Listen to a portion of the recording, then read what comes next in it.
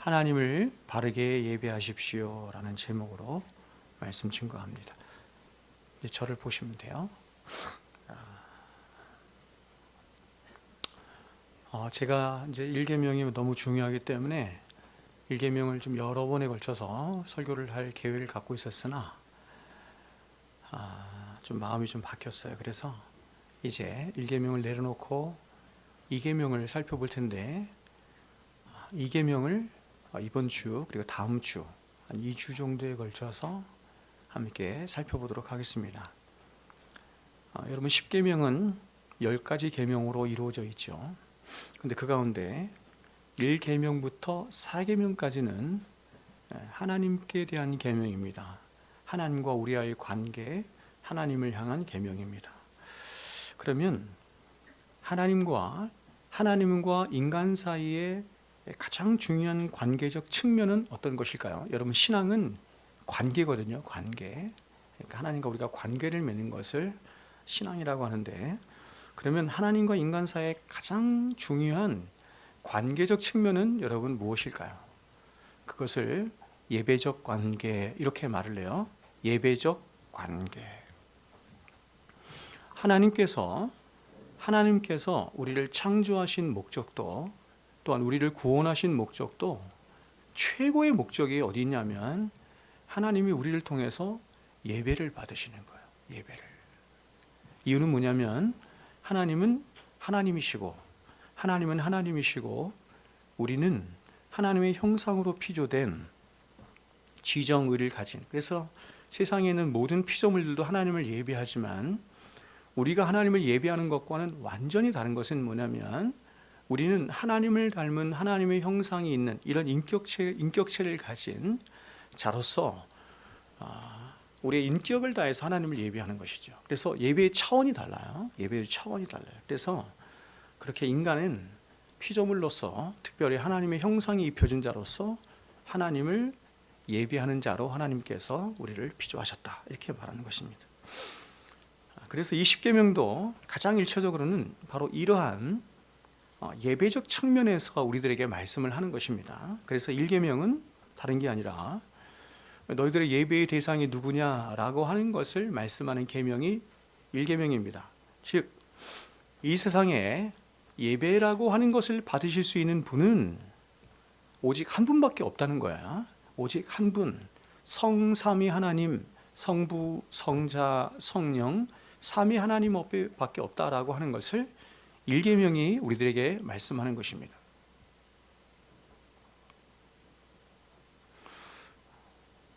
자, 이제 우리 어린이들 목사님 보세요. 목사님 봐야 돼. 그리고 이어지는 2계명은 그 하나님을 우리가 예배하되 아무렇게나 예배해서는 안 되고, 또 우리 마음대로 예배해서는 안 되고, 보세요. 하나님 앞에 합당한 예배를 드려야 한다 하는 것을 2계명이 말씀하는 거예요. 그러니까 2계명은 예배의 방법에 대해서 말하는 것이죠. 이게 2계명입니다. 그래서 3계명은 무엇일까? 3계명은 우리가 하나님 앞에 예배를 드리는데 어떠한 태도로, 어떠한 자세로 예배를 드려야 하는가 하는 것을 3계명이 말씀하는 거예요. 장난을 치면서,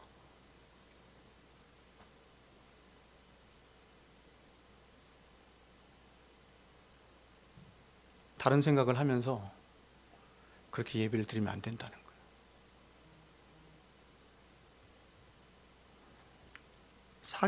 마지막 4계명은 뭐냐면 예배를 언제 드려야 하는가, 예배의 때와 시간에 대해서 말씀하는 계명입니다. 그러니까 1계명부터 4계명까지는 다 뭐에 대한 계명이에요? 예배에 관한 계명이에요. 예배에 관한 계명입니다. 우리는 이 가운데 지난 2번의 시간을 통해서 10계명의 첫 번째 계명 1계명을 살펴보았습니다. 너는 나 외에 다른 신들을 내게 두어서는 안 된다 라고 하는 이 명령, 즉 우리가 예배해야 할 바른 대상이 누구인지에 대해서 함께 살펴보았습니다. 여러분, 저와 여러분이 예배해야 할 유일한 대상이 누구라고 말씀하는 것입니까? 삼위 하나님이시다, 이렇게 말하는 거예요. 우리는 부처를 예배해서도 안 되고 알라를 예배해서도 안 되고 자연 만물을 예배해서도 안 되고 더 나아가서 우리 자신을 숭배하거나 예배해서는 안 돼요. 예배라는 말은 월십이죠, 그렇죠? 월십, 월스와 십이 합쳐진 건데 가장 가치 있는 것을 드린다, 이런 뜻이에요. 가장 가치 있는 것을 드리는 이 세상의 유일한 분은 하나님 한 분밖에 없습니다. 그것은 이렇습니다. 그러한 모든 것들이 신이 아닌 피조물이기 때문에 그렇습니다. 피조물의 존재 목적이 그래요. 피조물의 존재 이유가 그래요. 왜 피조물이라고 하는 것이 이 세상에 이렇게 있게 됐는가라고 하는 것일 때, 피조물은 예배를 드리는 자이지 예배를 받는 자가 아니에요. 이 세상에 예배를 받으실 수 있는 유일한 신적인 존재는 하나님밖에 없어요. 하나님. 그리고 그 하나님을, 피조물 된 자가 하나님을 예배하고 있을 때 성경이 그것을 좋다 이렇게 말씀하셨어요. 좋다. 그게 아름다운 거예요. 그게 선한 거예요.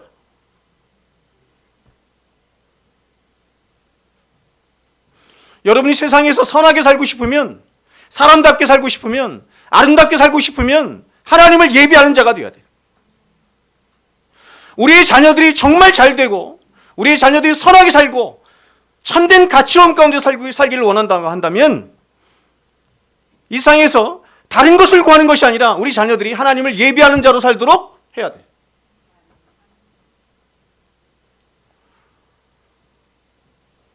너무 중요한 거예요. 우리 자녀들이 세상 것 다 잃어버려도 예배를 잃어버리면 다 잃어버린 거예요. 저와 여러분이 예배를 잃어버리면 다 잃어버린 거다. 그거 믿으니까 여기 나와 있죠? 그거 믿으니까. 아니, 오늘날은 그거 믿지 않으면서 나와 있는 사람 많지. 예배의 중심이 하나님이 아니라고 생각하는 사람들, 예배의 중심에 내가 있다고 생각하는, 제가 이 얘기 많이 할 거예요. 진정한 예배자. 예배는 이걸 믿는 거예요.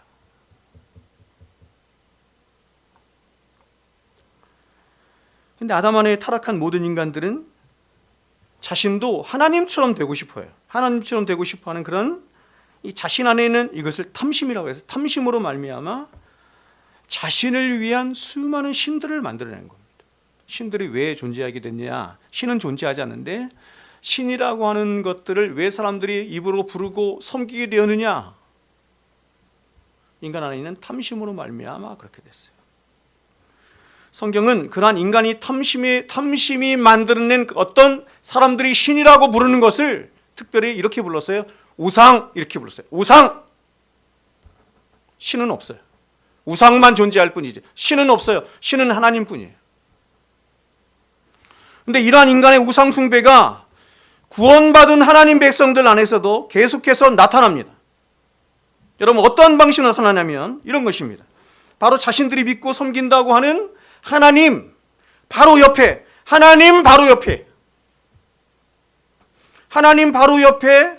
또 다른 자신들이 믿고 싶고 섬기고 싶고 사랑하고 싶고 가치롭게 여기는 어떤 것들을 나란히 놓는 방식으로 우상을 섬기는 거예요. 세상 사람들 얘기하는 게 아니에요. 교회 안에 있는 사람들. 그래서 여러분, 제가 지난 시간에 말씀드린 것처럼 이스라엘 백성들이 우상이 없었던 적이 없어. 하나님 백성이라고 하는 자들인데 출애굽하기 전부터 하나님과 함께 나란히 다른 우상들을 놓지 않은 적이 없어요. 광야 시대에도, 가나안 시대에도, 사사 시대에도, 왕정 시대에도, 지금도 여전히 이스라엘 백성들에게 하나님과 함께 나란히 놓여진 신이 없었던 적이 없어요. 저와 여러분도 똑같죠.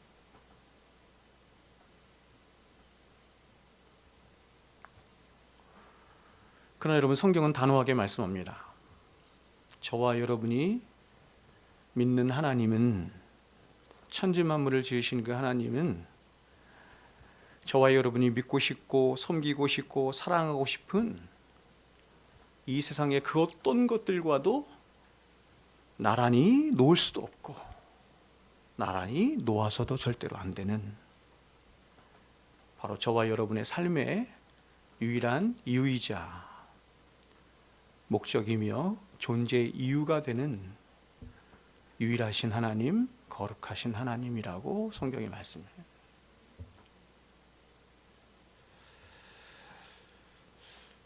이러한 신앙을 참된 신앙이라고 성경이 말을 하는데,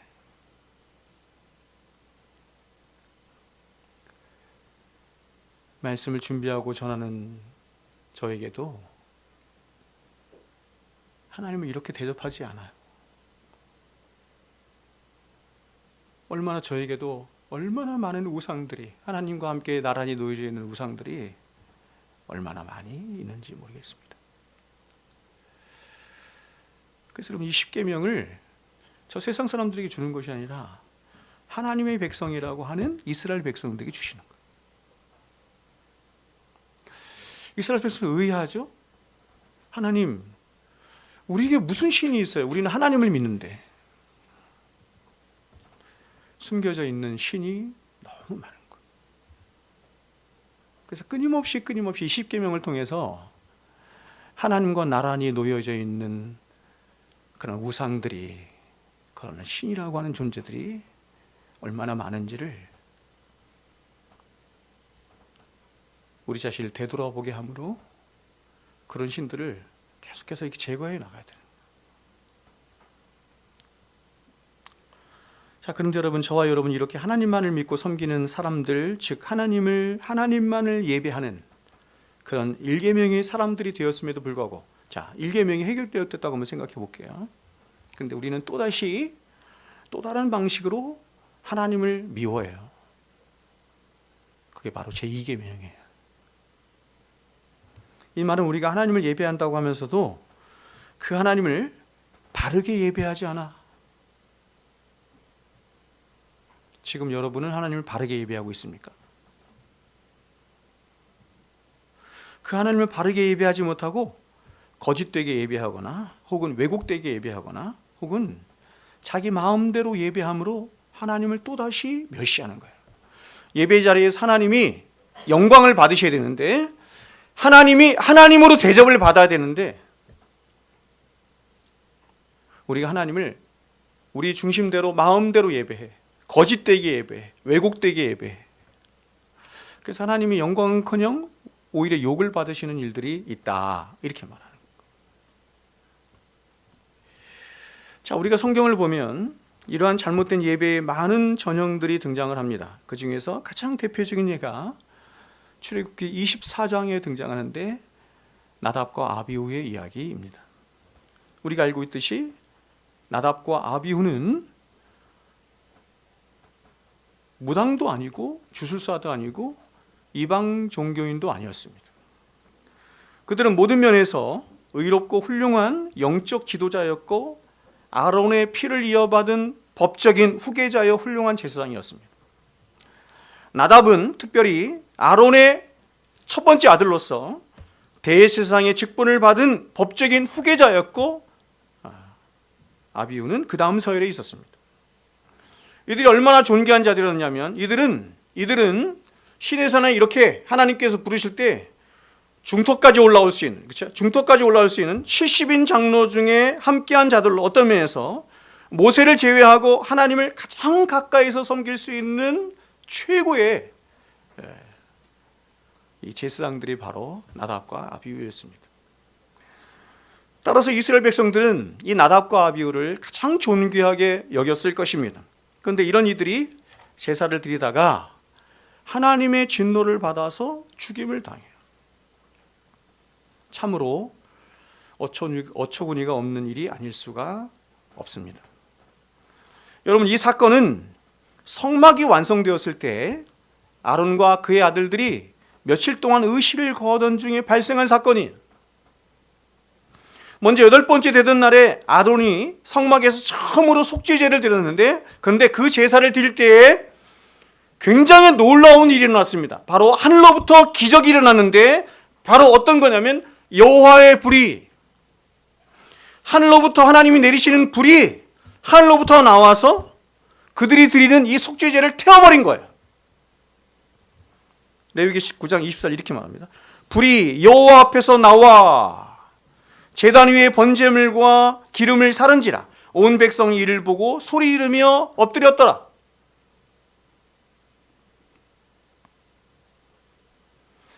저는 예배를 이렇게 드릴 때 어떨 때는 이런 제사를 생각하면서 한 번쯤 하늘에서 좀 불이 한번 내려왔으면 좋겠다. 불 내려오지 않아요. 절대로 불 내려오지 않아요.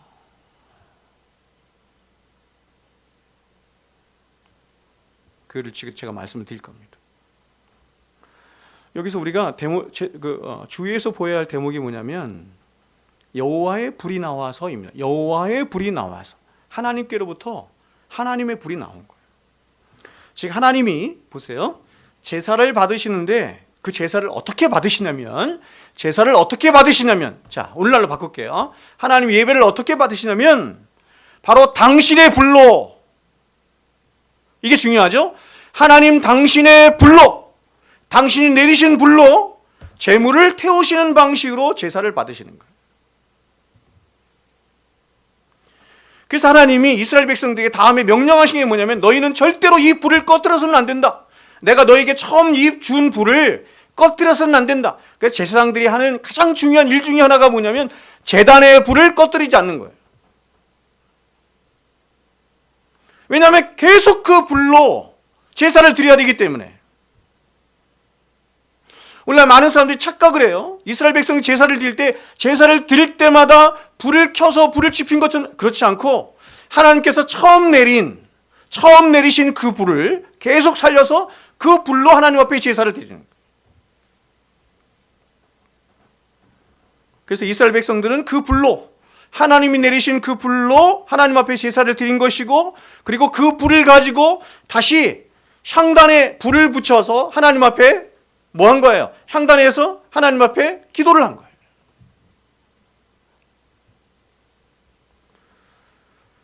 자, 그런데 문제가 발생했습니다. 모세는 그 후의 일을 이렇게 진술합니다. 레위기 10장에 아론의 아들 나답과 아비후가 각기 향로를 가져다가 여호와께서 명령하시지 아니하신 다른 불을 담아. 문제가 생겼죠? 여호와께서 명령하신 불, 번제단에 있어야 되는데 그 불이 아니라 다른 불을 담아서, 다른 불을 향로에 담아서 여호와 앞에 분향하였더니 분향단에 가서, 성소에 있는 분향단에 가서 그 불을 지핀 거예요. 그러자 불이 여호와 앞에서 나와서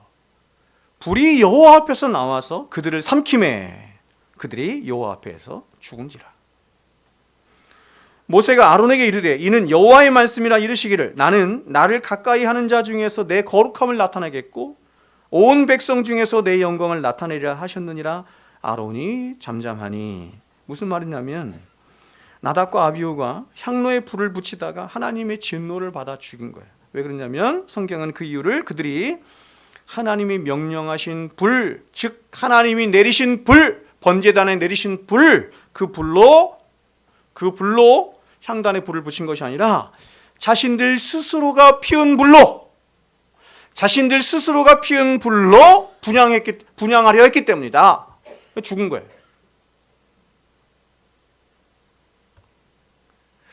여러분, 이런 구약의 율법이 지금도 그대로 우리들에게 오고 다 죽어야 돼.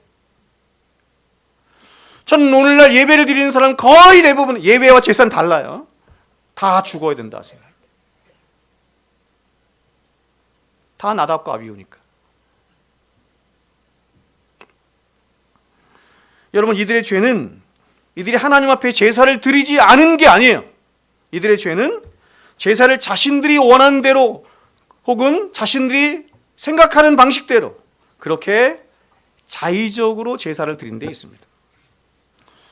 여러분, 이 사건은 오늘날 예배를 하나님 중심의 예배, 그리스도 중심의 예배를 인간 중심의 예배로 변절시킨 많은 현대의 교회들에게 경종을 울리는 사건이라고 할 수 있으며, 하나님이 과연 얼마나 거룩하신 분이시며 하나님이 얼마나 절대적인 분이신가 하는 것을 우리들에게 보여주는 사건이라고 할 수 있습니다.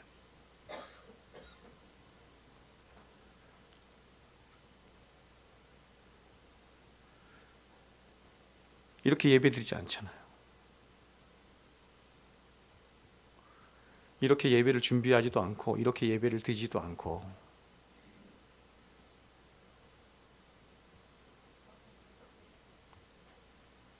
이렇게 하나님을 경외하는 마음으로 예배를 드리지도 않아.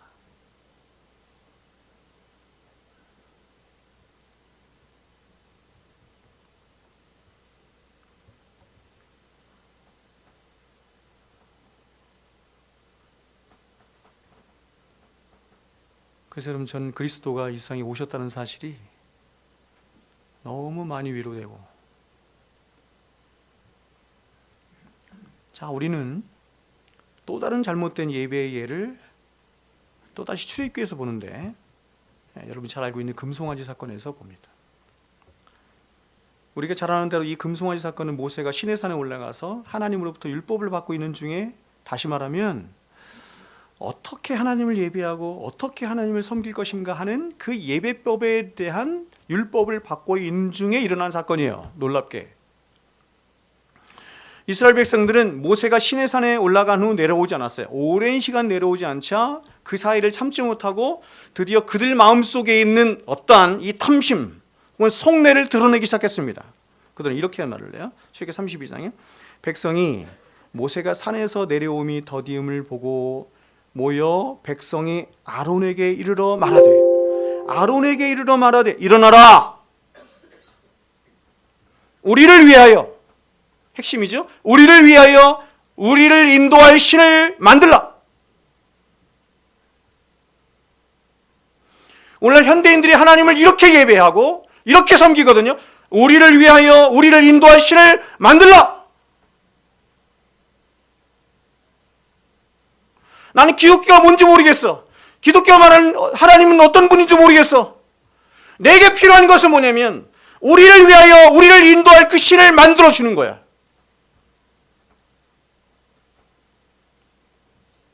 그렇게 요구하는 거야. 이 모세 곧 우리를 애굽 땅에서 인도해낸 사람은 어찌 되었는지 알지 못함이니라. 여러분, 지금 이들이 행동하는 바가 뭐냐면, 그것은 이들이 오랜 시간 동안 모세가 말하고 모세에 의해서 주도해온 어떤 신앙 방식이 있어요. 이게 기독교 신앙인데, 기독교 신앙 방식에 많은 불만을 터뜨린 것입니다. 즉 이들은 아무런 모양이나 형체도 없으신 그 하나님의 말씀만 들어야 하고, 어떤 사람도 이렇게 얘기해요. 목사님, 왜 예배 시간에 목사님만 얘기해요? 우리도 좀 같이 얘기하면 되잖아요. 이 예배학에 대해서 제가 굉장히 예전에 공부를 많이 한 적이 있는데, 어떤 목사들은 그렇게 얘기를 합니다. 예배학에 대해서 커뮤니케이션. 물론 커뮤니케이션적인 요소가 예배에 있습니다. 그러나 그것을 그런 걸 말하는 것이 아니에요. 언약적 예배에서의 말하는 커뮤니케이션을 말하는 거예요.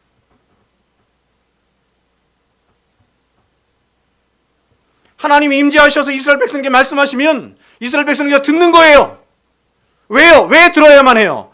왜 그 말씀을 들어야만 해요? 그것은 하나님의 말씀이니까. 사람의 말이라고 한다면 서로 이야기하고 커뮤니케이션하고 논쟁도 하고 이야기도 되겠지만, 지성소를 통해서 지성소 법궤 위에 임재하신 하나님께서 말씀하시는 그 말씀은 하나님의 말씀이에요. 그게 그대로 온 거예요. 이게 지금 현재로. 그래서 그 말씀만 들어야 되고, 그 말씀에만 의존해야 되고, 그 말씀의 명령에 따라 수동적으로 신앙하는 그 신앙의 방식, 이 기독교 신앙의 방식인데, 기독교 신앙의 방식을 수동적 신앙 방식이라고 해요. 이게 마음에 안 든 거예요, 이스라엘 백성들이. 그래서 이들은 모세가 말하고 모세가 주도하는 그런 하나님을 신앙하는 방식이 아니라, 보니까 이 세상 사람들이 신앙하는 방식이 있는 거야. 이 세상 모든 사람들이 신앙하는 방식인 바로 보이지 아니하시는 하나님이 아니라 보이시는 하나님, 즉 자신들이 원하는 대로에 보이는 그 신의 형상을 만들어 놓고, 그래서 자신들 마음껏 그 신을 조종하고 마음껏 신에게 요구할 수 있는 그런 자신들, 인간들이 중심이 된 신앙을 하고 싶어 했던 거예요. 애굽에서 그들이 배운 게 이 신앙이야. 애굽에 있던 수많은 신들을 보면서 배운 게 이거야. 근데 자신들 찾아와서 자신들을 구원하신 하나님은 전혀 그렇게 신앙하도록 말씀하시지 않고 아주 일방적이에요. 이게 싫은 거죠. 그래서 이러한 이들의 생각과 방식이 만들어내는 것이 탄생한 게 뭐냐면 그게 금송아지인 거예요. 그러니까 여러분, 지금 이들이 금송아지 신상을 만들게 된 이유, 여러분 지금 이들이 나는 하나님이 아닌 다른 바알을 섬길 거야, 하나님이 아닌 애굽에 있던 신들을 섬겨, 이렇게 말하는 게 아니에요. 자신들 찾아오신 하나님을 믿는다고 하고 하나님을 섬긴다고 하는 거예요. 그런데 지금 이들이 그럼에도 불구하고 그 금송아지 신상을 만든 이유가 뭐냐면, 아까 말씀드린 것처럼 우리를 위하여, 우리를 인도할 이 탐심 때문이에요.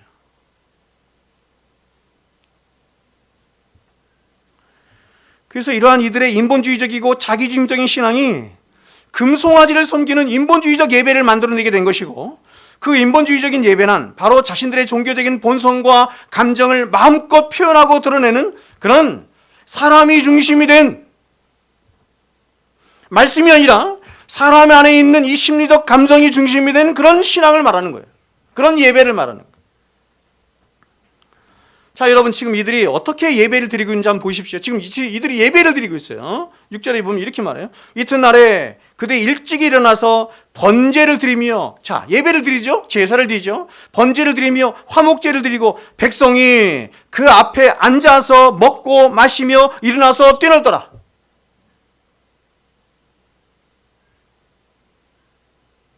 예배를 드리는데 예배의 신상을 딱 금송아지 신상을 가운데 놓고 어떻게 하냐면 그 앞에 번제를 드리고 화목제를 드리며 그들이 앉아서 먹고 마시며 일어나서 뛰노는 예배를 드립니다. 제가 여러분 말씀드린 것처럼 여기서 뛰논다라는 말은 뭐냐면 이런 뜻이에요. 실컷 술을 먹고 술을 마시고 춤을 춘다, 이런 뜻이에요. 즉 술을 마신 상태에서 예배를 드리는 것과 같이 정신과 생각을 놓고, 기독교 신앙은 명료한 거예요. 기독교 신앙은 명료한 거예요. 이심전심이 아니에요. 기독교 신앙은 하나님이 명료하게 말씀하시는 거예요. 그래서 성경이 있는 거예요. 근데 이 금송아지 신앙을 뭐냐면 정신과 생각을 그냥 놓는 거예요. 그저 그들의 자신들의 감정을 표출하고 풀어내는 방식으로, 그렇게 자신이 만들어 놓은 신에게 마음껏 자신의 한과 감정의 덩어리들을 쏟아내는 것, 이걸 예배라고 생각하는 거죠. 자, 여러분 지금 이들은 자신들이 바알이나 태양신이나 혹은 광야에 있는 다른 신을 섬긴다고 말하는 게 아닙니다. 이들은 자신들을 애굽에서 인도해낸 그 아브라함의 하나님, 이삭의 하나님, 야곱의 하나님을 섬기며 예배한다고 말하고 있어요. 6절입니다. 이렇게 말해요. 아론이 그들의 손에서 금고리를 받아 부어서, 제가 말씀드렸어요. 여러 장신구들이 있을 것인데 팔찌도 있을 것이고 손가락지도, 그쵸, 이게 뭡니까? 반지도 있을 것이고 굉장히 많은 장신구가 있을 것인데 금고리만이에요. 금고리, 귀를 뚫는 거죠. 종이, 나는 누구의 종이 됩니다, 이런 뜻이란 말이에요. 금고리를 받아 부어서, 보세요, 조각칼로 새겨 송아지 형상을 만드니 그들이 말하되 이스라엘아, 이는 너희를 애굽 땅에서 인도하여 낸 너희의 신이로다 하는지라. 기가 막히죠.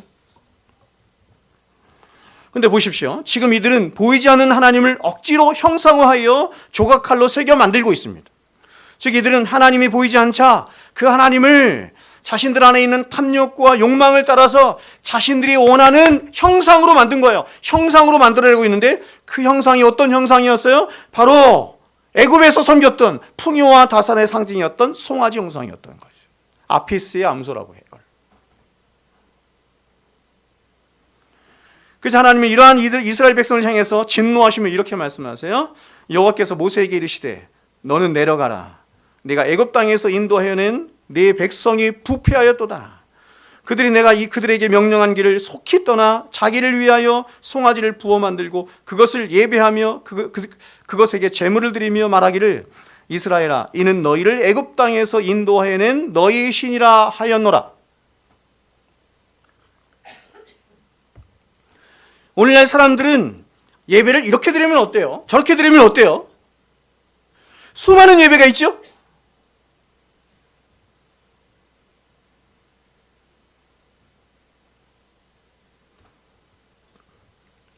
지금도 이렇게 제 설교를 외부에서 들으며 제가 외부에서 이렇게 청사에서 설교하잖아요. 근데 거기서 설교를 들었던 형제가 한 명 있는데 지금도 들어요. 지금도 들으면서 이렇게 조금씩 저희 교회에 매달 헌금하시는 형제가 하나 있어요. 근데 그 형제가 다니는 교회가 어떤 교회냐면 이런 교회야. 큰 교회인데 예배를 다 가면 예배당이 6개가 준비가 돼 있어. 6개. 그전엔 6개는 지금 모르겠습니다. 6개. 그리고 예배의 형식과 이 모든 게 다 달라.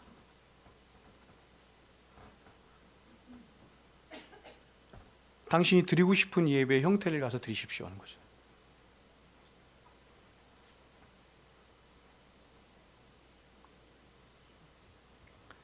사람들은 어떤 고민을 하냐면 하나님께서 우리가 어떤 예배를 드리길 기뻐하시는가?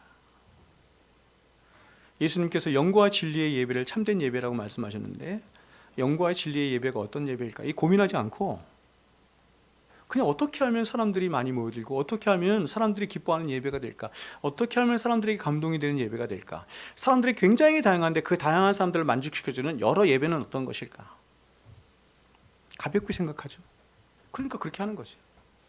근데 하나님은 진노하셨어요. 엄청 진노하셨어요. 얼마나 진노하셨냐면 하나님 이들을 향해서 내 백성이라고 부르지 않고 내 백성, 모세, 너의 백성 이렇게 부르시면서 끝에 가서는 뭐라고 말씀하시냐면 이 백성 이렇게 말씀해요. 여러분 제가 어디 가서 다른 목사들이나 다른 사람들하고 얘기할 때 제가 여러분들을 얘기할 때 우리 교회 성도님들은요, 내가 사랑하는 성도님들은요 이렇게 말하지 않고 그 성도들 있잖아요.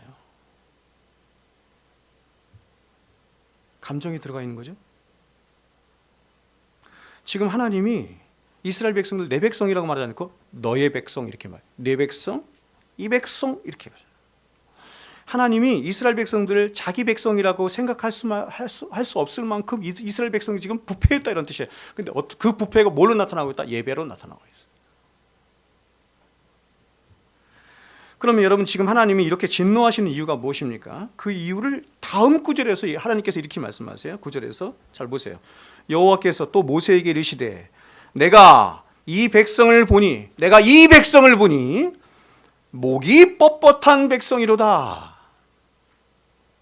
여러분 지금 우리가 이 계명을 살피고 있듯이 하나님은 이스라엘 백성들에게 당신을 어떠한 형상으로든 만들지 말라 하셨습니다. 그 이유는 뭐냐면 하나님은 피조물이 아닌 하나님이시기 때문에 그래요.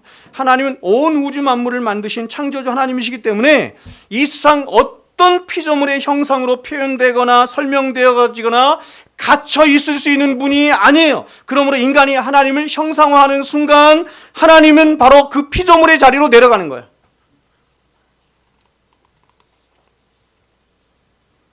그런데 이들은 어떤 백성이냐면 목이 곧은 백성이었던 거예요. 무슨 말이냐면 이들은 자신들이 주인이 돼서 목이 곧다라고 하는 것은 뭐냐면 자신들을 하나님과 비긴다 이런 뜻이에요. 자신들이 주인이 되어서 모든 것을 자신들이 주장하고 싶었던 거예요. 그래서 이들은 빨리 가나안에 들어가서 잘 먹고 잘 사는 것이 이들의 궁극적인 목적이었기 때문에 그들의 탐심으로 말미암아 그 가나안까지 자신들을 안전하게 지켜주고 자신들에게 물질적인 복을 더할 그 신을 형상화하고 싶었던 것입니다. 그래서 그러한 자신들의 목적을 따라서 자신들이 원하는 하나님을 형상화하여 칼로 조각하여 만들어낸 것이 바로 자신들이 애굽에서 섬겼던 그 풍요와 다산의 상징이었던 송아지였던 것입니다.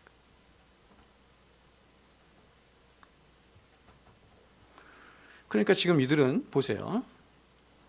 아까 말씀드린 것처럼 지금 이들이 바알을 섬기거나 다른 신을 섬기기 아니라 하나님을 얘기하는 거예요. 자신들을 애굽에서 인도해낸 하나님. 근데 그 하나님을 향해서 뭐라고 말하고 있는 거냐면, 하나님, 당신은 우리에게 복 주고 가나안 땅까지 인도해 줄 그런 송아지와 같은 신이 되십시오.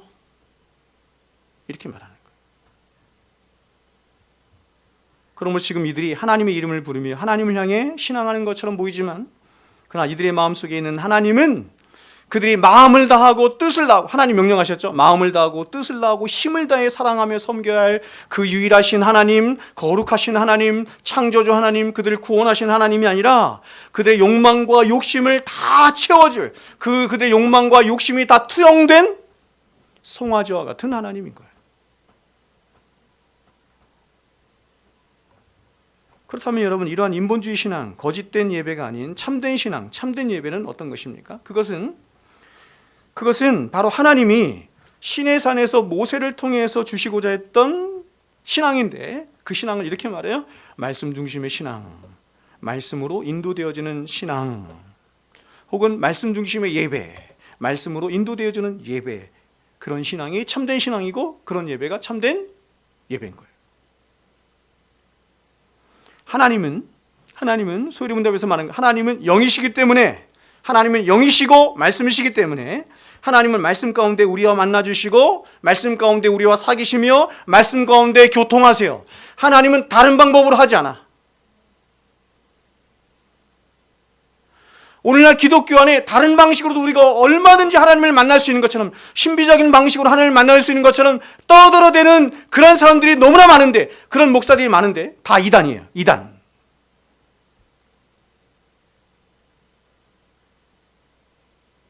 기독교 신앙의 가장 근본은 뭐냐면 계시예요. 계시.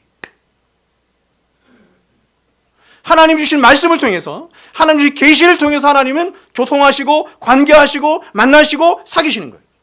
다른 방법으로 안 해.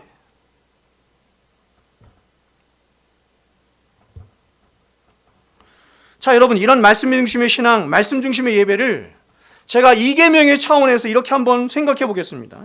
자, 여러분, 우리는 어떤 중요한 일을 하려 할 때 우리는 그냥 그 일을 그냥 하지 않고 어떤 절차와 의식이라고 하는 것을 통해서 그 중요성을 부각시키곤 합니다. 그렇죠? 사람을 대할 때도 마찬가지죠. 그 사람을 대할 때 어떤 절차와 의식과 이런 게 있어요. 그래서 여러분, 그걸 뭘 하고 하냐면 예전, 이렇게 말해요. 예전. 그래서 그 사람이 너무 중요할 때는 뭐냐면 예전을 담당하는 어떤 사람이 따로 있어. 너무 중요하기 때문에. 예를 들어서 우리가 생일을 맞아서 생일 파티를 한다고 할 때 그 생일을 의미 있게 하는 최소한의 절차가 있어요. 가장 기본은 뭐냐면 미역국을 끓여 먹는 거죠. 미역국도 못 끓여 먹었어. 생일을 도적질 당했다 이렇게 생각이 되는 거죠. 미역국을 끓여 먹는 것이고, 또 조금 더 잘하는 거냐면 케이크에 초를 꽂고 사람들에게 생일 축하 노래를 받는 것입니다. 이 정도만 돼도 괜찮죠? 여기에 조금 더 생일 파티를 좀 잘하고 싶으면 뭐냐면 사람들에게 생일 선물도 받고 축하도 받고 이렇게 하는 것입니다. 절차가 있는 거예요. 자, 그런데 이런 생일 파티 말고 중요한 게 있어요. 결혼식을 생각해 보겠습니다. 결혼식 할 때는 그 절차나 의식이 훨씬 더 복잡하고 훨씬 더 화려해요. 왜냐하면 결혼식이 생일 파티보다 훨씬 더 비중 있고 중요한 예식이기 때문에 그렇습니다. 그래서 이 결혼식 때는 많은 친척 일가들도 모시고 또 화려한 결혼 예물에 풍성한 음식도 해서, 그리고 무엇보다 많은 사람들이 보는 가운데 결혼 축가도 부르고 언약식도 하고 주례사도 하는 그런 화려한 예식 가운데 결혼을 해야 결혼을 잘 했구나. 그래서 돈이 많은 사람들은 저 화려한 예식장, 그죠?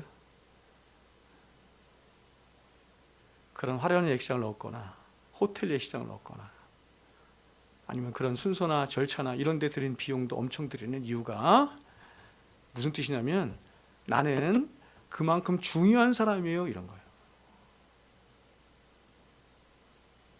장례식도 마찬가지죠. 우리가 누가 죽으면 이제 죽어서 별 볼 일 없으니 밖에 갖다 버려라 이렇게 하지 않습니다. 이것은 고인에 대한 예의가 아니에요. 한평생을 산 사람에게 우리는 일정한 절차와 순서를 따라서 고인 죽은 것을 애도하고 그 죽음을 기릴 수 있어야 하는 것입니다. 그래야 그 사람에 대한 예의가 되는 거죠. 자, 그러면 이렇게 사람을 위한 결혼식이나 장례식 같은 일도 이렇게 절차와 예식을 따라서 최선을 다해서 치러주는데 과연 천지 만물을 지으시고 우리를 구원하여 주신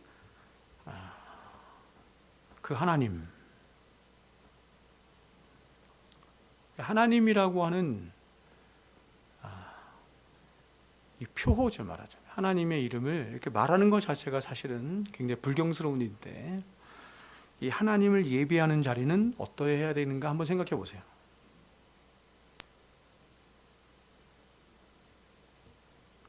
감히 측정할 수도 없고 측량할 수도 없고 헤아릴 수도 없는 그 하나님을 사람이, 유한한 사람이, 그것도 죄인된 인간이 하나님을 예배할 수 있다고 생각하세요? 그리고 그런 예배를 하나님이 받으실 수 있다고 생각하세요? 그렇게 인간이 드린 예배가 하나님 앞에 합당한 예배가 될 거라고 생각하세요? 하나님의 신분과 명예와 영예에 합당한 예배가 될 거라고 생각하세요? 불가능한 거예요. 제 말 이해하시나요? 창조주 하나님, 구원의 하나님, 유일하신 하나님, 거룩하신 하나님의 그 신분과 위치에 걸맞는 예배를 드려야 되는 거지. 근데 우리 편에서는 그렇게 하나님을 예배할 어떤 것도 없는 거예요. 어떤 것도 없는 거예요.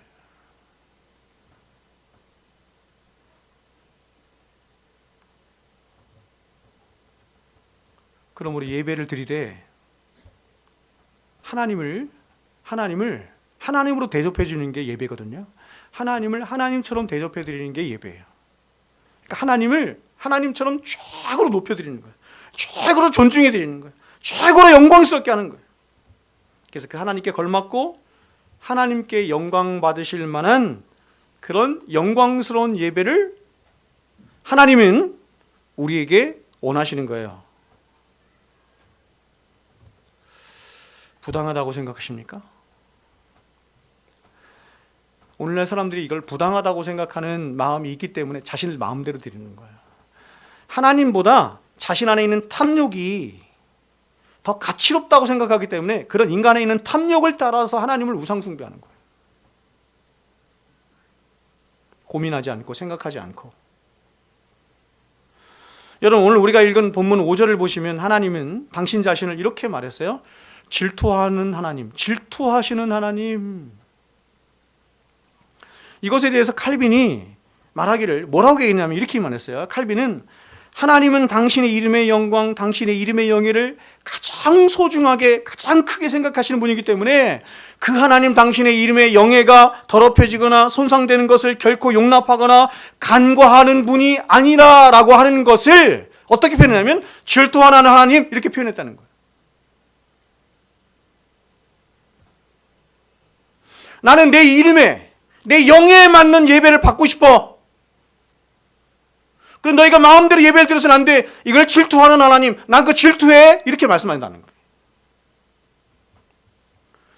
그래서 하나님은 죄인된 인간들이 자신들 마음대로 그리고 자신들이 원하는 방식대로 당신을 예배함으로 당신의 이름의 영광이 손상되는 것을 결코 용납하실 수가 없었던 것입니다. 그래서 하나님은 당신의 최고로 영광 받으시기 위해서 어떻게 해야 되겠어요? 야, 너희들끼리 좀 잘 모이게 좀 해봐. 잘 의논 좀 해봐. 이렇게 하시겠어요? 아니죠. 그 방법을 알고 있는 분은 오직 하나님밖에 없어. 그래서 하나님이 가르쳐 주는 거예요. 하나님이 너희가 나를 어떻게 예배해야 되는지, 예배의 절차 하나하나, 신앙의 원리 하나하나, 모든 것을 하나님이 다 가르쳐 주시는 거예요. 여러분 그런 생각 안 해봤어요? 레위기나 이런 데 말씀을 보시면 뭘 그렇게 복잡하게 일일이 하나하나 하나님께서 다 말씀하시나? 제사장만 말을 해도 제사장이 입고 있는 에봇이 있고 그 다음에 뭐 속옷이 있고 등등도 있는데 이 모든 것들을 하나하나 다 정해서 줘.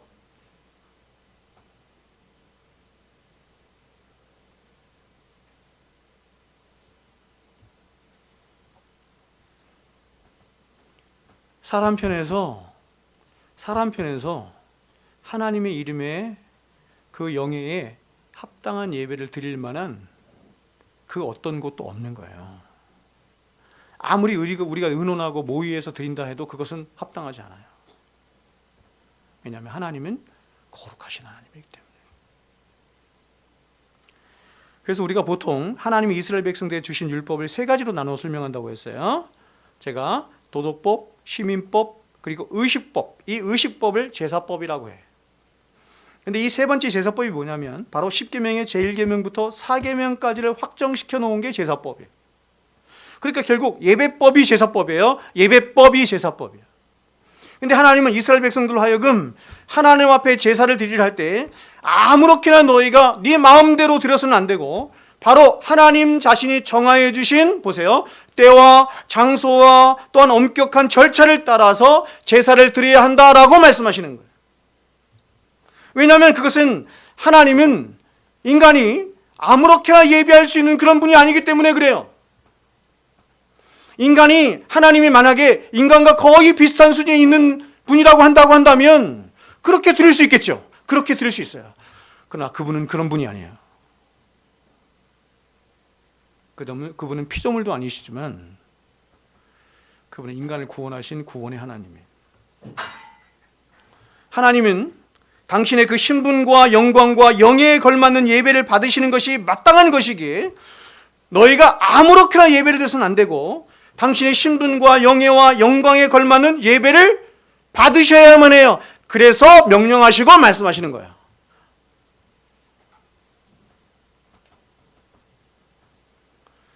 여러분은 어떻습니까? 여러분, 여러분 이런 사실을 알게 되면 어떤 마음을 갖게 되냐면 내 평생에 소원이 하나 생기는 거야. 소원이, 어떤 소원이 생기냐면 진짜 하나님이 받으실 만한, 정말 하나님이 기뻐하시는 그 예배 한번 드려보면 좋겠다. 오늘날 사람들은 예배에 늦든지 빨리 오든지, 예배에서 졸든지 아니든지, 딴짓을 하든지 뭘 하든지, 예배를 어떤 모양으로 드렸든지 상관없이 1시간 혹은 1시간 반 예배를 딱 드리면 사람들은 나 예배 잘 드렸어. 그리고 또 이렇게도 얘기해요. 나 오늘 예배 가운데 은혜를 많이 받았어. 도대체 뭐에 근거해서 그런 말을 하는 거예요?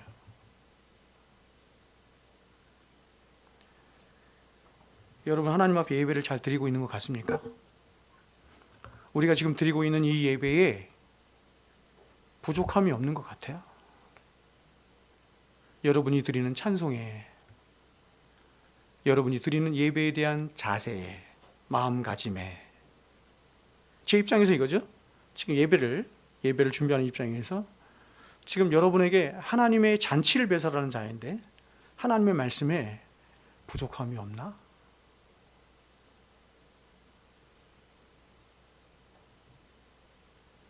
사람들이 기뻐하는 말씀이 아니라, 사람들이 좋아하는 말씀이 아니라, 사람들이 원하는 말씀이 아니라 하나님이 배설하시는 그 말씀, 하나님의 마음에 그 합한 그 말씀을 내가 잘 전하고 있나? 이거 설교자의 고민이죠. 여러분 그 고민하세요? 오늘 11시에 예배를 드리기로 했는데 여러분이 드리고 있는 그 예배를 위해서 얼마나, 그래서 여러분 우리 믿음 신앙의 선배들은 예비일까지 말한 거예요. 예비일. 토요일이 예비일이래요. 예배를 준비해. 예배가 얼마나 크고 위대하고 놀라운, 여러분 이 신앙을 가진 성도된 자의 가장 중요한 일이 예배이기 때문에 예배를 언제부터? 토요일부터 준비를 해요. 아니 일주일 내내 준비를 하는 거예요. 그래서 하나님은 가장 먼저 보세요. 예배를 드리는 장소를 정해주세요. 예배를 아무 데서는 안 드리죠. 예배를 드리는 장소를 정해 주시네요. 그것이 첫 번째 예배가 뭐예요? 신의 산, 성막, 성전 이렇게 발전하는 거죠. 하나님은 어디에만 임재하시냐면 신의 산에만 임재하시고 성막에만 임재하시고 성전에만 임재하시는 거예요. 하나님은 아무데나 임재하시는 게 아니에요.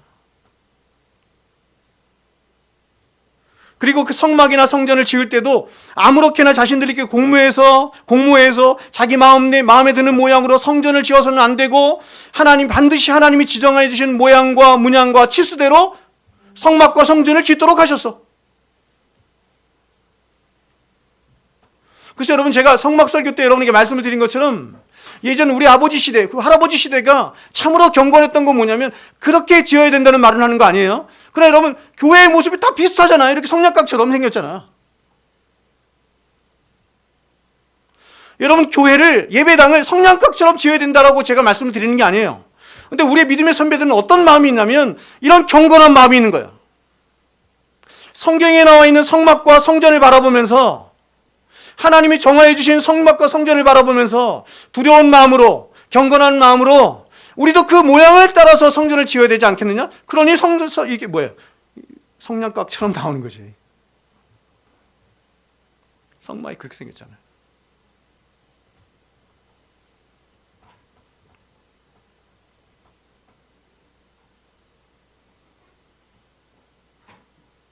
저는 이런 생각을,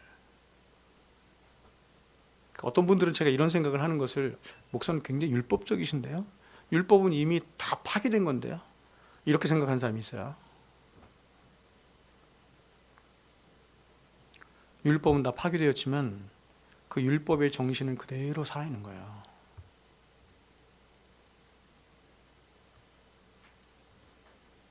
또한 제사를 드리는 제사당도 하나님이 정해주세요. 그거 얼마나 제사를 잘 드릴 수 있는가? 실력을 테스트해서 혹은 스펙이 좋은 사람을 선택해서 제사장으로 삼는 것이 아니라 하나님이 택하시고 정하여 주신 제사장만 제사를 드릴 수 있어요. 그러니까 여러분, 오늘날 교회들에서 담임 목사를 청빙하는 그 과정이 어떠한가를 한번 생각을 해봐야 돼요. 그게 성경이 옳은가?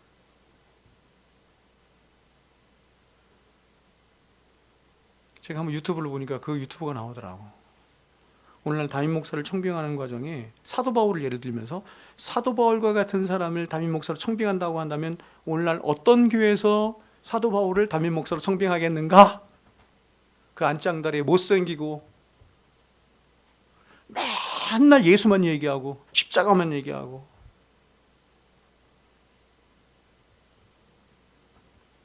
뿐만 아니라 어떤 제물을 가지고 와서 제사를 드려야 하는지 제물도 정해주시고, 또 제사를 드리는 날도 정해주시고, 자기 마음대로 정해서 드리는 것이 아니라 하나님이 정해주신 날에 드려야 돼요.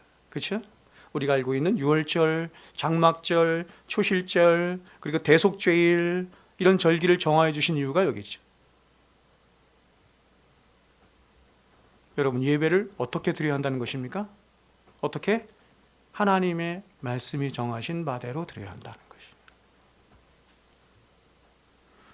그러면 예배는 인간들이 마음대로 드릴 수 있는 것이 아니라 하나님이 계시하여 주신 대로 예배를 드리는 거예요. 마찬가지로 신앙도 마음대로 해서는 안 되고 하나님이 계시하여 주신 대로 하는 거예요. 제가 늘 말씀드리는 것처럼 우리가 그렇죠? 신앙을 하려면 알아야 되잖아요. 하나님을 알아야 되지. 예수님을 알아야 되지. 성령님을 알아야지. 그래야 신앙을 하지. 근데 그 하나님이 누구이신지, 예수님이 누구이신지, 성령님이 누구이신지, 그분들이 나를 위해서 무슨 일을 하셨는지, 이 일을 하나님이 알려주셨어요. 그래서 그걸 믿는 거지. 내가 생각하는 하나님을 믿는 게 아니에요. 내가 생각하는 예수님을 믿는 게 아니에요. 그래서 모든 신앙 앞에, 모든 신학 앞에, 신학의 주제들 앞에 가장 먼저 나오는 게, 지금도 기독교 강의를 하고 있지만 계시론이 나오는 이유가 거기야. 계시론. 기독교는 계시의 종교야. 하나님이 가르쳐 준 것만 갖고 해. 하나님이 가르쳐 주신 대로 해요. 그럼 하나님이 우리에게 가르쳐 주신 신앙의 원리가 어디에 적혀 있어요? 성경에.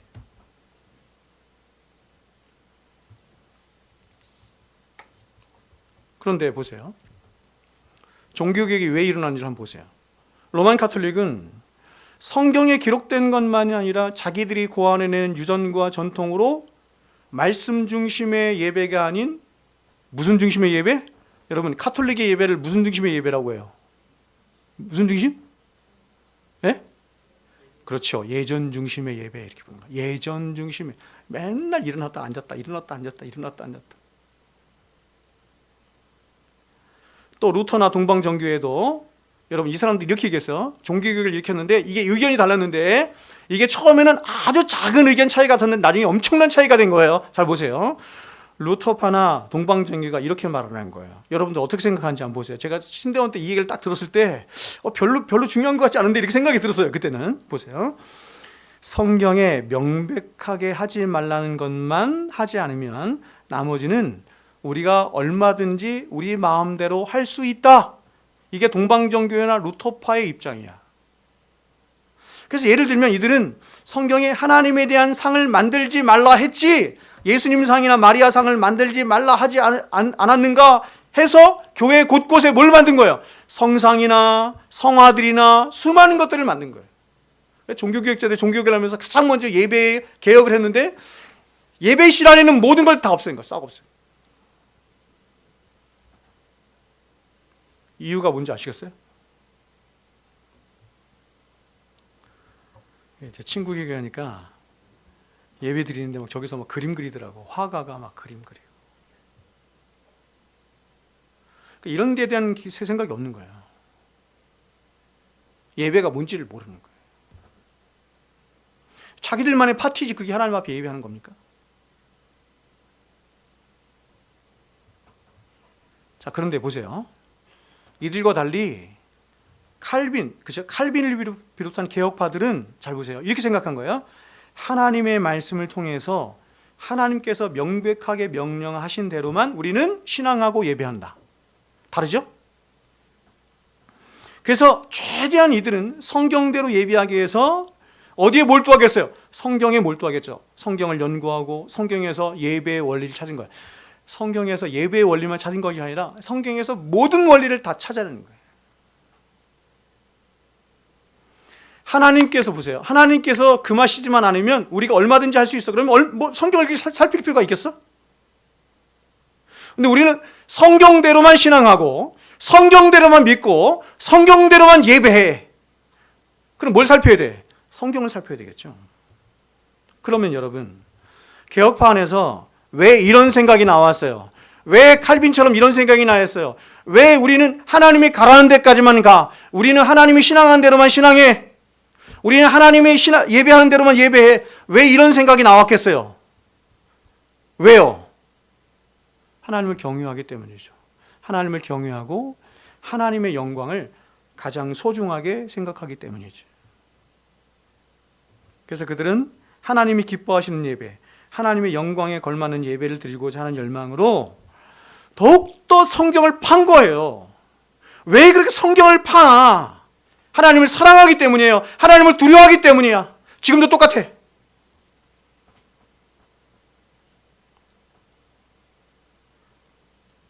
지금 제가 여러분 어디 가서 목사님들하고 이런 얘기를 하면, 특히 이제 구원론이나 이런 얘기를 하면 뭐라고 얘기하면 이렇게 얘기해. 목사님 뭐 그렇게 힘들게 믿느냐? 뭐 이렇게 복잡하게 믿느냐?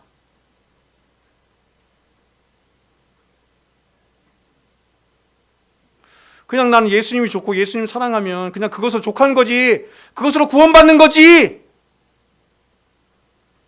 두 가지 이유가 있어요. 그렇게 말하는 이유는. 첫 번째는 뭐냐면 하나님을 사랑하지 않기 때문이에요. 하나님을 경외하지 않기 때문이에요. 지금 칼빈이 말한 것처럼. 정말 하나님을 사랑한다고 한다면 하나님이 정하여 주신 방법대로만 내가 신앙하고 하나님이 정하여 주신 방법대로만 내가 예배하려고 노력을 하려고 하니까 성경을 살필 수밖에 없지. 두 번째, 자기 영혼을 사랑하지 않기 때문이에요. 나의 구원은 그냥 내가 하나님을 믿는다고 해서 구원이 되는 게 아니라 성경의 원리대로 믿어야 구원을 받는 거예요. 그렇죠? 그러니 나의 영혼이 너무 소중하니까 성경에서 나의 이 구원에 대해서 뭐라고 말씀하나? 어떻게 해야 구원을 받나? 구원받은 백성은 어떤 것인가? 살필 수밖에 없겠죠. 근데 이거를 우습게 여기는 거예요. 현대의 그리스도인들이, 현대의 목사들이. 그래서 이런 설교 하지 않아. 제가 말씀을 드린 것처럼 종교개혁 시대의 최고의 화두는 그리스도인은 누구인가였어요. 여러분 지금 이 질문을 오늘날 교회 다니는 사람들에게 그리스도인 누구인가? 이 질문 갖고 우리 한번 고민해 봅시다. 우스운 일이지. 우리 다 아는데요? 그리스도인 다 알아요. 그리스도인 누군지. 예수 믿는 사람이 그리스도인이에요. 교회 다니는 사람이 그리스도인이에요. 이렇게 간단하게 취급해버리잖아요.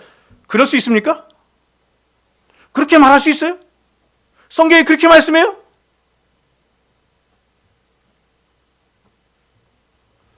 하나님을 사랑하지 않고 자기 영혼을 귀하게 여기지 않기 때문에 자기 마음대로 신앙하고 자기 마음대로 예배드리고 자기 마음대로 하는 거야. 두려워하지 않아. 그래서 여러분 이러한 차이가, 자 보세요. 이 얘기만 하고 제가 마치겠습니다. 엄청난 차이를 만드는 거 보세요. 그래서 카톨릭이나 루터란이나 동방정교회 같은 생각들이 오늘날 포스트 모더니즘 시죠. 포스트 모더니즘 시대의 그 시대적 사조를 타고 예배를 점점 어떻게 드리냐면 사람 중심의 예배로 변질시켜버린 거예요. 이런 교회를 무슨 교회라고 하냐면 마케팅 교회라고 해. 마케팅 교회, 소비자 중심의 교회, 마케팅 교회. 마케팅이라는 말이 그런 말이야. 즉 하나님이 성경에서 금하시지 않은 이상 우리는 얼마든지 우리가 좋아하는 방식으로 예배를 드릴 수 있다라고 하는 이 카톨릭적이고 루터란적인 생각들이 마케팅 교회를 만들어내게 되었고, 그래서 이런 마케팅적인 생각들이 교회 안에 가득해지자 사람들은 이렇게 생각하게 된 거죠. 그러면 어떻게 하면 우리는 하나님께서 말씀하신 대로만 해. 그러면 성경에 계속 집중할 텐데, 그렇지 않고 우리는 하나님이 금하시지 않는 이상 우리는 얼마든지 마음대로 예배할 수 있어. 이렇게 돼버리면 어디에 초점이 맞춰지면 어떻게 하면 사람들을 기쁘게 해서 어떻게 하면 많은 사람들을 교회로 끌어들일까 하는 마케팅을 교회가 하게 되는 거예요. 그래서 사람들이 좋아하는 방식으로 예배당도 짓고 예배 형식도 짜고 말씀도 사람들이 듣기 좋아하고 듣고 싶어하는 성공 스토리, 자기 개발의 원리, 긍정의 원리 같은 이야기들을 하게 되는 것입니다. 그래서 예배는 그냥 예배인데, 자 보세요. 예배는 그냥 예배거든요. 예배라는 말 속에 그냥 다 담겨져 있는 거예요. 목사라는 말 속에 다 담겨져 있는 거야, 그냥. 그 정체성이. 근데 예배가 수많은 예배들이 등장한 거야. 이래서 소비자 중심의 예배가 되니까 아까 말씀드린 것처럼 예배를 6개로 드린다니까요. 그 교회가, 한 교회가. 다양한 예배를 드려. 열린 예배, 구도자 예배, 찬양 예배, 젊은이 예배, 현대인의 예배, 전도축제 예배. 여러분 성경에 그런 예배가 어디 있어요? 성경에 그런 예배가 어디 있어요? 여러분들은 저에게 이런 얘기를 많이 들어서 그렇죠? 그렇지만 일반 교회 가서 제가 이런 얘기를 하면 저 목사 미쳤네. 너무나 일반적이기 때문에 열린 예배, 구도자 예배, 찬양 예배, 젊은이 예배 너무 일반적이잖아요. 성경을 들여다보세요. 성경에 그런 예배가 어디 있어요? 우리는 하나님께서 정해주신 대로만 예배해. 그래서 성경을 살폈는데 구도자 예배니 열린 예배니 찬양 예배니 이런 예배는 없는 거예요. 그럼 드리지 말아야지. 그럼 하나님께서 우리에게 원하시는 예배가 무엇인가? 하나님의 이름의 영광에, 그분의 영예에 맞는 예배는 어떤 것인가? 성경을 봐야지.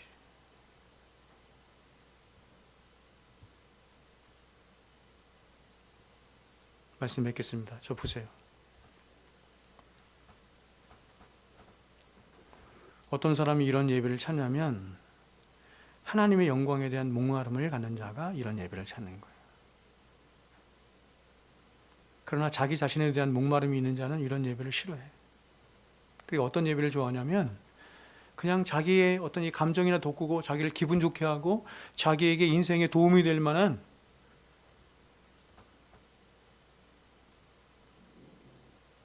그렇지 않아요? 그래서 여러분, 제가 언젠가 한번 여러분의 말씀을 들었는데, 저기 안양에 가면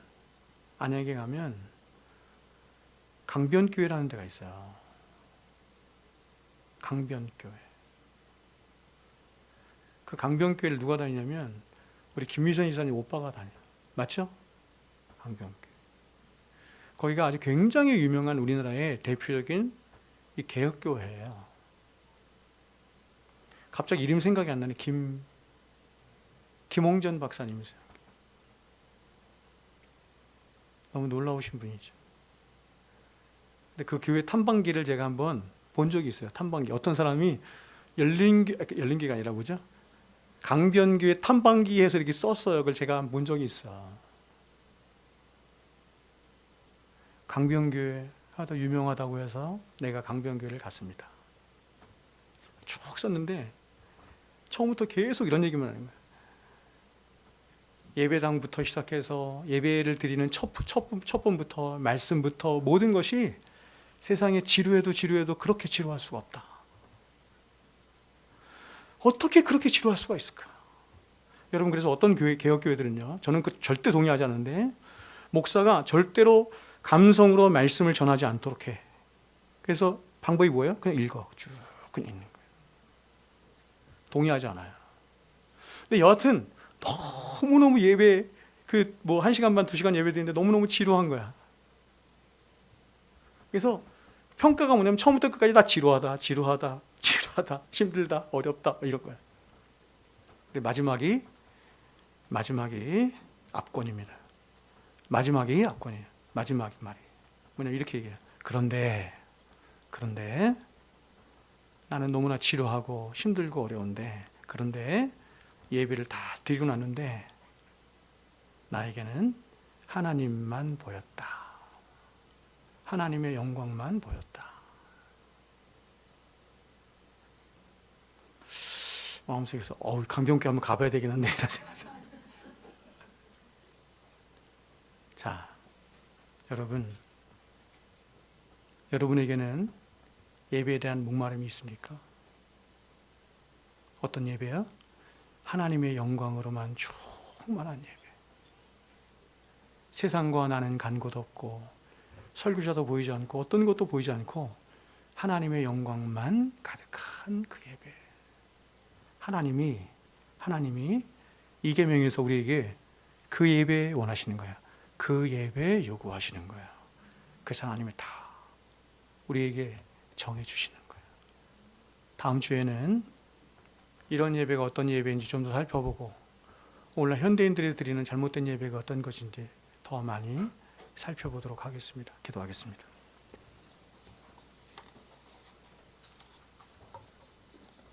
거룩하신 하나님, 감사합니다.